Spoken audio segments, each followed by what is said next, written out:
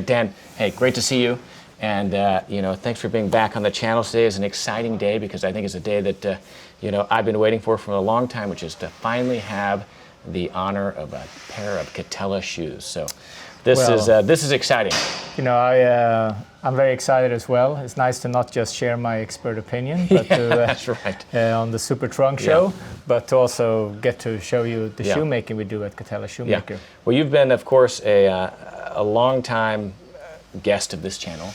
Starting all the way back in your kind of beginning days at Gatziano and Girling. Yeah. And then, of course, we were there whenever you won World Championship of Shoemaking in 2019. Yeah. It was the second year that second year. First year was 2018. Yep.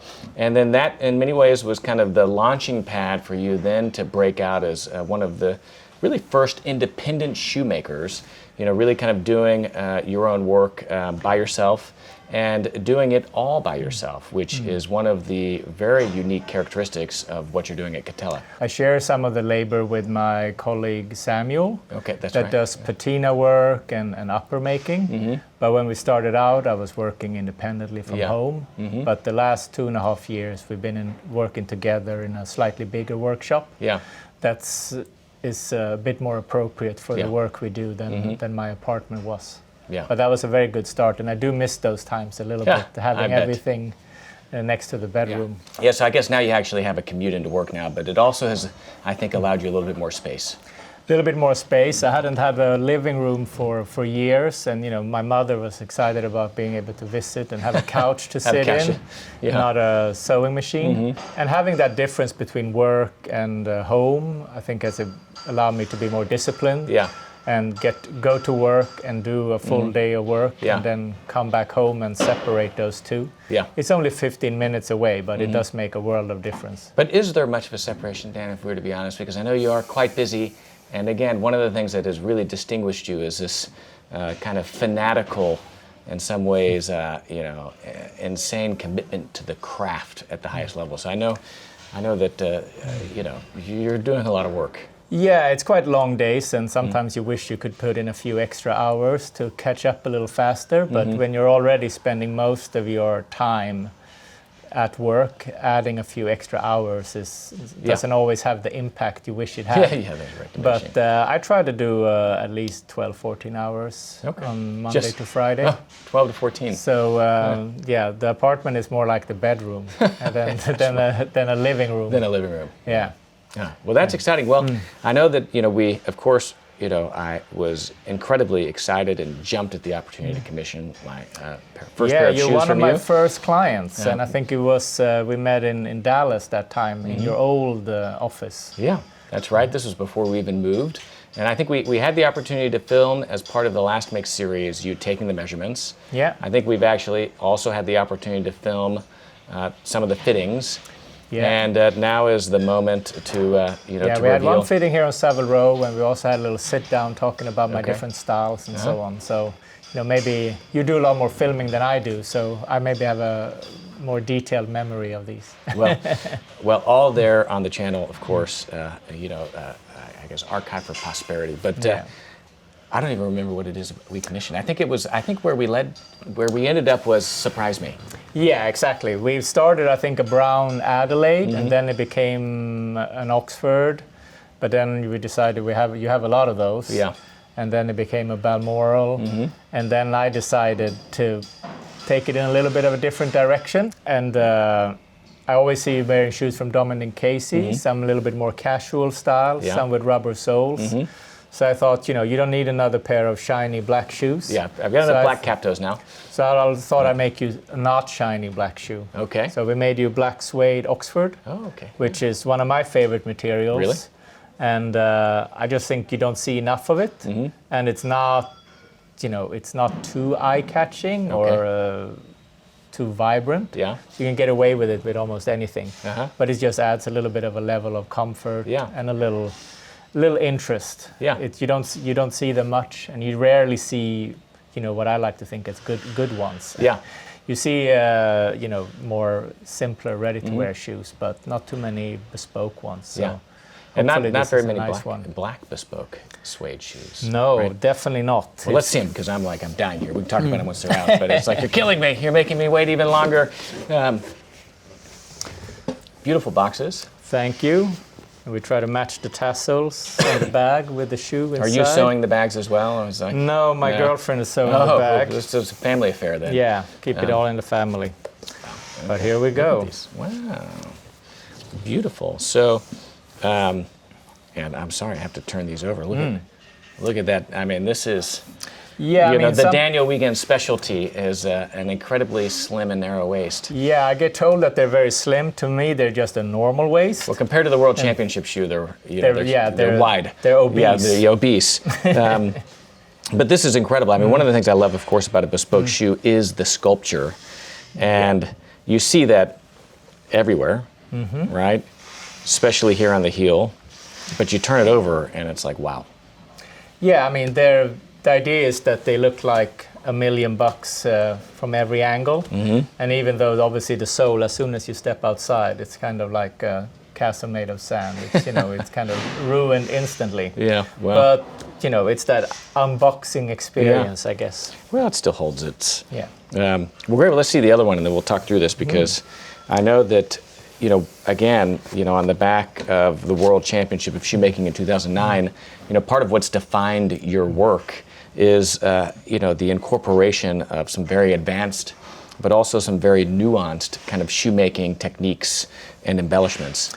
Yeah, I mean, I would say, like you mentioned, the slightly narrower than normal waists is something most of my clients are very into. It often gets mentioned that it's like, oh yeah, I want the narrow waist. And I say, you'll get it, whether you want to or not. Yeah. Maybe if you make a special request, we can make something a little chunkier. Like a slightly pitched heel, not overly pitched. Not Cuban. No, I think some people can cowboy heel. Like the idea of that in theory, but often in wear, in a modern setting, I think it can look a little bit extreme. And especially if you have a wider foot, having a very slim, small-looking heel can kind of make that look even wider. Yeah. So, if you're a vintage sample size of 6, certain proportions work better than if you're a size 12, extra wide. So the idea is to make the shoes look great in whatever size and width they are. Okay. As a whole, rather than hitting certain specs. Yeah, and so that is, I mean, as we often kind of discuss, like those are in many ways competing objectives between a well-fitting shoe and a beautiful shoe. And that, of course, is very important when it comes to last making. But you're also describing it in a way that it hasn't been described before, and also thinking about that balance with the actual construction and the other elements of the shoe. Yeah, well, one thing that I did on these is that I usually stitch the soles a little finer, but I know that you don't like a too fine a sole stitch. You like to see the fudging and give it a little bit more of a visible hand-sewn detail. Well, it's one of those details where it's like you think, and I guess the first time I requested was from Dominic Casey, I was like, I'd really love like 15 stitches per inch. It looks great when you're up here, looking at the shoe under a microscope, but at a distance, it's lost.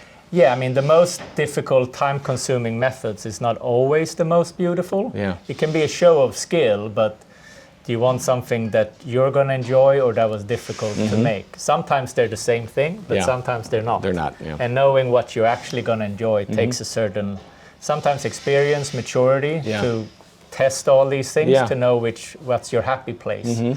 And, you have enough shoes that I'm not going to argue with you about what you like about shoes. So I just made something that I thought was a little bit different than what you have. Not the most classic round shape you can have from some British shoemakers, and not the most elongated chisel shape either. And sometimes with the suede, it can be hard to see some of the most sharp angles. So it's not always the best canvas for that kind of lost shape. It can get a little bit lost. But I think there's enough shape and interest here to stand out from a mundane absolutely. version. And talk a little, I mean, so I see some special kind of, this isn't fudging right here. What is this called? This is they call that a seat wheel. Okay. So it's a kind of repeating guilloche type pattern around the seat that I did a few years ago, and whenever people see it, they usually say, "Oh, can I have that on my shoes?" Yeah. So, but is this a I mean, was this like a vintage iron or wheel that you found? I actually or did you had have it made. Really? I've seen irons like this, but they were often really fine. Okay. And they're often used what we call like a crow wheel in the waist. Which we have is here as well. Exactly. Right. And around the seat, it would just be a little bit too small and not quite legible enough. It's finding the right size that's small enough to give you a good impression, but large enough that you can actually see what's going on. Yeah, absolutely. And this is where that resolution kind of really matters. If it's too fine, it can be lost. Yeah, I mean, I love visiting museums and see the super fine vintage work, but then I try to, if I step back from me as a shoemaker and just look at it as an object, I think sometimes the stuff that is difficult and challenging and super fine doesn't always look great, especially nowadays when people can be a little bit larger sizes. The finest of stitch is not always the best fit. And then what about the toe plate? Because it's an interesting kind of color here. This was, in your original days, I know that, or at least with the World Championship of Shoemaking shoes, some really interesting. A lot of brass tips, which is easy to work. These are a nightmare to work because these I have made and are from titanium. Titanium tips. So I just made them titanium because I thought it's cool. Yeah. It's a little lighter, and they are a little bit harder wearing. And what I found interesting was that they actually leave less of a burr when they're worn. Okay. So they don't create as sharp of an edge as the steel can. So they don't really wear out that fast. They more deform a little bit. So they're not as abrasive to wooden floors and so on. That's interesting. So it's actually more gentle on wooden floors. Yeah, it's just that it's a harder metal, but it's a softer edge and wear characteristic. Interesting. But they're still, not as soft as leather. Yeah. But they do a better job. Yeah. But they do wear out the tooling very fast to sand them down.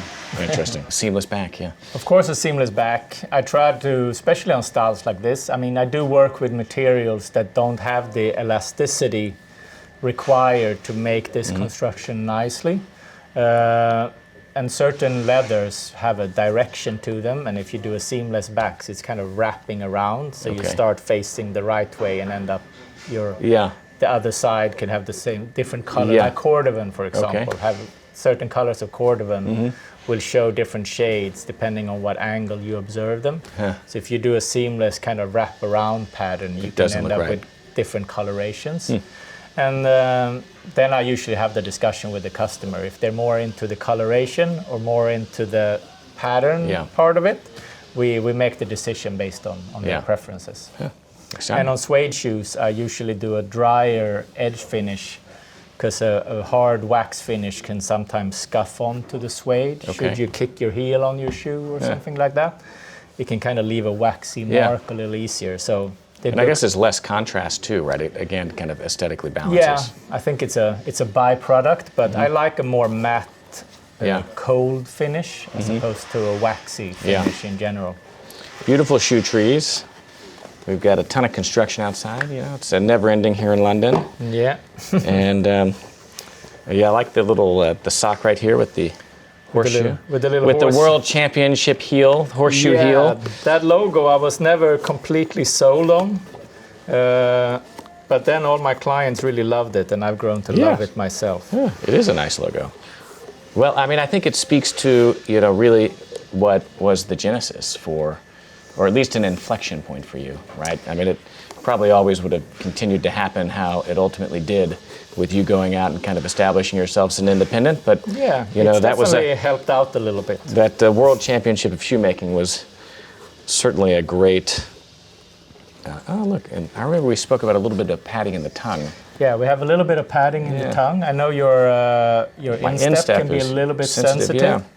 And so what I usually do, I either do a thin padding, but sometimes just having 2 layers of suede can be enough.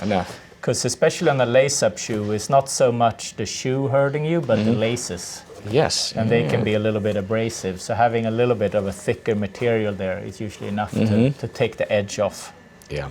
And I love looking at the interior insole, because it's one of those kind of glimpses into the hand welting and handmade shoe It's the one fairly crude part of the shoe. Well, but it's also in many ways exposing the fact that it's hand welted, because you can kind of see. You can see the little ridges, and on this shoe I didn't actually mention that it has a slightly softer sole construction. Okay. So this is a lighter, higher fat content insole that's Really? a little bit more flexible. Huh.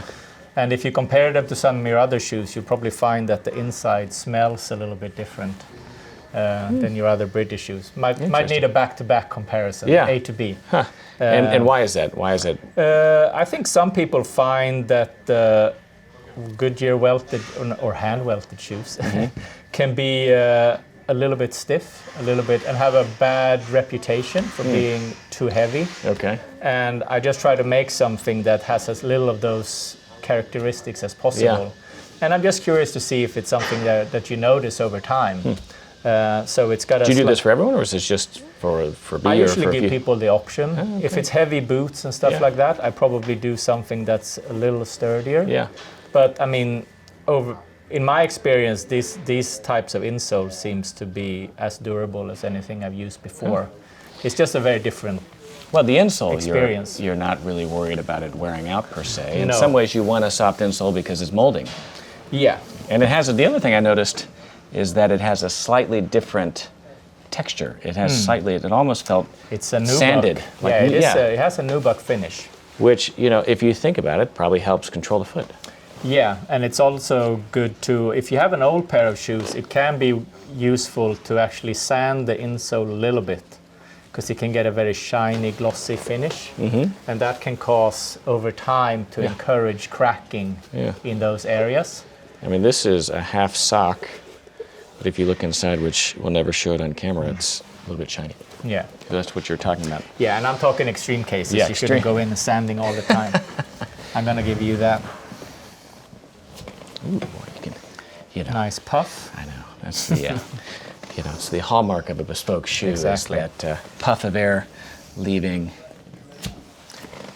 Wow. I'm always very worried. It's every time I have a shoe delivery, the night before, I'm a little bit nervous, because I'm always wondering, like, will it have a puff? Will it do all the things you want it to do? And after 16 years, I still can't get over it. Get over it, yeah. No. Am I tying this properly? It looks very. That looks like a Berluti knot. No, this is a Parisian knot. The Berluti is Parisian knot, sorry. even more. Wow. Okay. They feel great. Yeah. And tell me a little bit about the suede, because even the suede looks. Yeah, I mean, slightly. this is a suede that I really enjoy, and I think some people that love suede might feel that this is almost too fine. Yeah. It's such a fine nap, and it's a suede from Sonta, an Italian tannery, and it's what we always used to use at G&G. Yeah. And I always loved that really fine finish. I like the fine finish, because I find that, if the suede has kind of a too long-haired, it just doesn't look clean. Yeah, especially black. It starts the hairier it is, the grayer it starts to look. Yeah. So with this really fine nap, it actually resembles to a lot of people a nubuck, like a coarse nubuck. And it's really that halfway point, because a fine nubuck, that because of the smoothness, can also kind of start to look a little gray again, and have a blue tint sometimes. So getting black suede shoes to look black is quite a fine balance. But I really love this suede, and I haven't used that many other suedes. But whenever I encounter an alternative, I either feel like it's too heavy, or it's too coarse, or it's too thin. So I don't really use any other suede for now. Should I find one that I prefer more, I would definitely take it on. And I do have clients that do prefer a hairier, fussier suede, because they don't want that refined kind of dress suede look. They want a little bit more rugged look. So there are definitely loads of great alternatives for that as well. But for this particular type, I really love it. What's fascinating, kind of all the nuance and all the different layers, because, I mean, again, something as simple as suede, I mean, at your level, I mean, you're really refining on, you know, Yeah, the trickiest it's just part not is all suede, you know. like clicking of suede is quite interesting because you can have two pieces that are very close to each other, and on the skin they look like they're from the same skin. But then when you cut them up and make a pair of shoes, left and right can start to look a little different. Really? And just having that symmetry of texture is quite difficult. Yeah.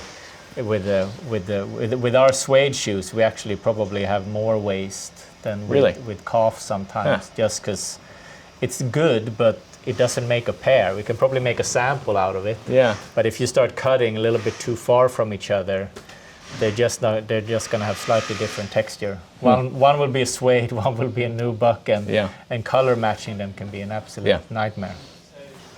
Well, they feel good. Yeah. Yeah. What do you think?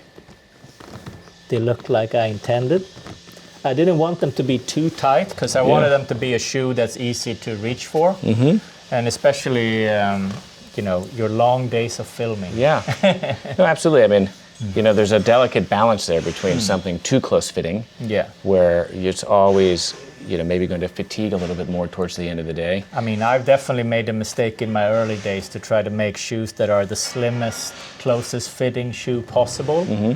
And those shoes often tend to come back to be stretched. Okay. But I was always very scared of making shoes that were too big.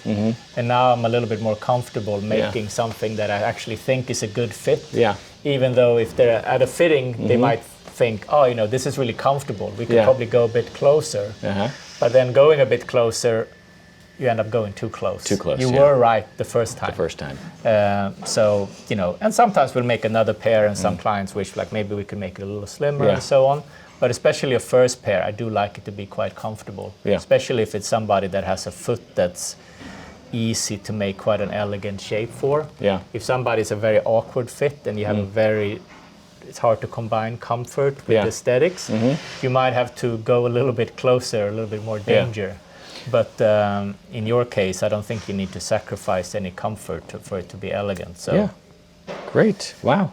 Well, Dan, we must wear these out and start thinking about what's next. Exactly. I mean, what is, you know, for an established client, what are the current wait times? I'm curious now. Not to put you on the spot, but... I've made the mistake of being a little bit too optimistic in the past. But I usually tell new clients that the fitting process is usually about 2 years. Okay. And it all depends a little bit also on what they're looking for and how easy it is for us to get together. If they're in London, we can usually see each other more frequently. Or if they're in the United States, I usually come over. I used to go 4 times a year. That turned out to be a little bit too intense, so we kind of cut it down to 3 times a year.